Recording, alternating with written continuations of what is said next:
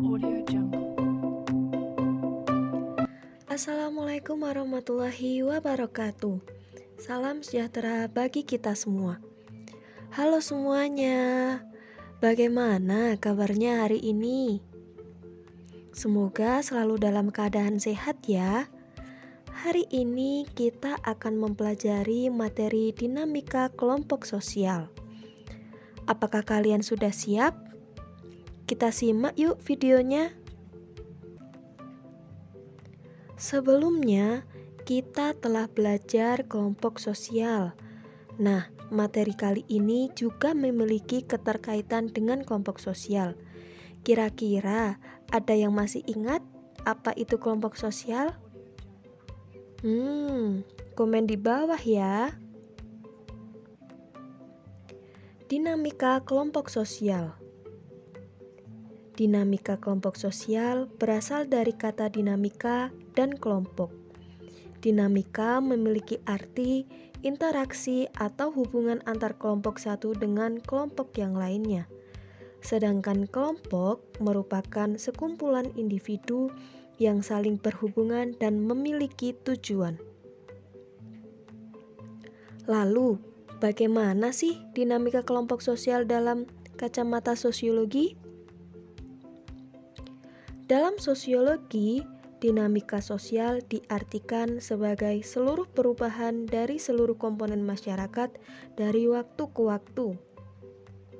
Sehingga dapat dikatakan, dinamika kelompok sosial adalah proses perubahan dan perkembangan akibat adanya interaksi, baik antar anggota kelompok maupun antar anggota kelompok satu dengan yang lainnya. Untuk mengingat, maka kita bisa menggunakan kunci ini, yaitu perubahan, kelompok, interaksi, dan dari waktu ke waktu. Lalu, apa sih fungsi dinamika kelompok sosial? Yang pertama, menciptakan kerja sama di antara anggota kelompok sehingga akan menguntungkan satu sama lain.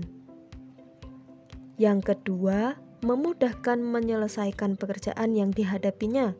Dan yang ketiga, memberikan kesempatan kepada semua orang untuk memberikan pendapat atau gagasan.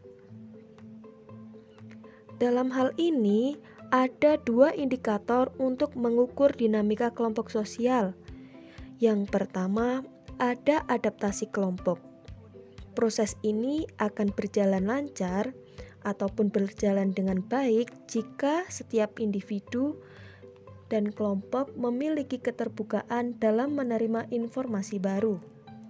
Yang kedua, indikator kedua adalah pencapaian tujuan kelompok, di mana diharapkan setiap anggota kelompok mampu menunjukkan pengetahuan dan kemampuannya kepada anggota kelompok lain. Nah, dua itu merupakan indikator untuk mengukur dinamika kelompok sosial. Lalu, apa ciri dari dinamika kelompok sosial?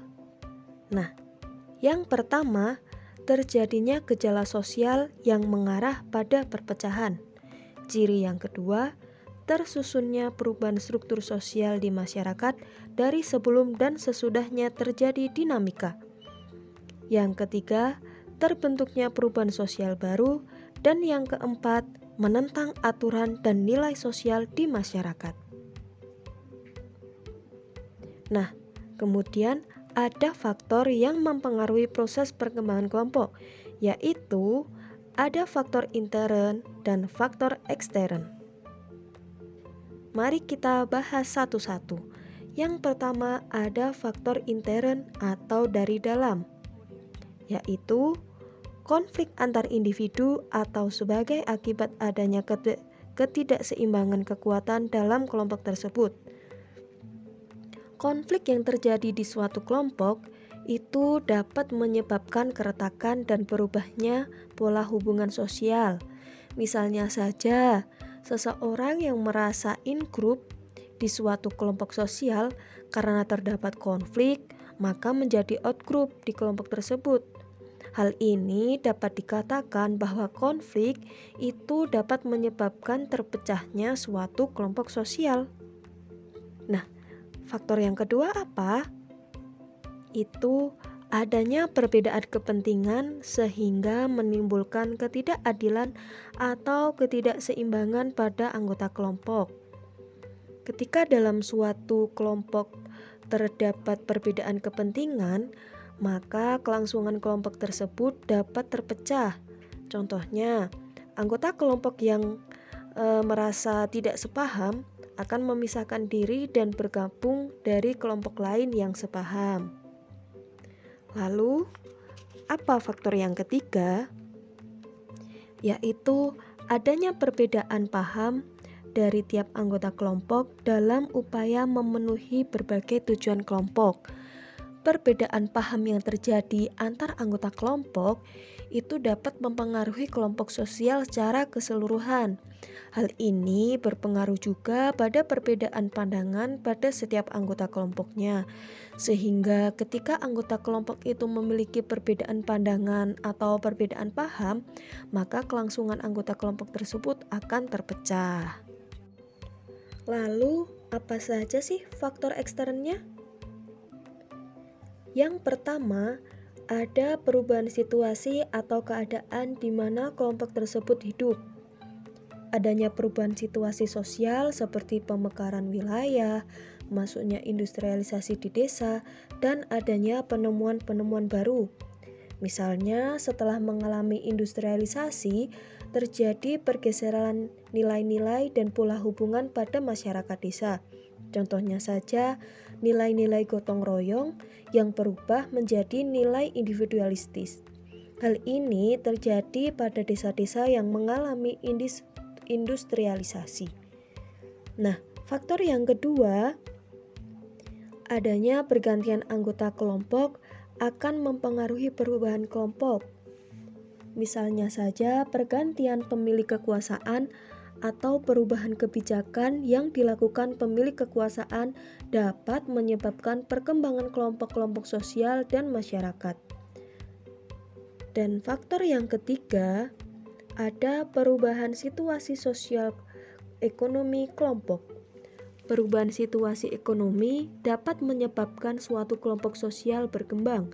Misalnya saja perubahan hubungan sosial pada masyarakat perkotaan. Contohnya, hubungan sosial dalam kelompok kekerabatan kemudian bergeser menjadi hubungan sosial berdasarkan kepentingan, sehingga hal ini akan berpengaruh pada pola hubungan masyarakat tersebut.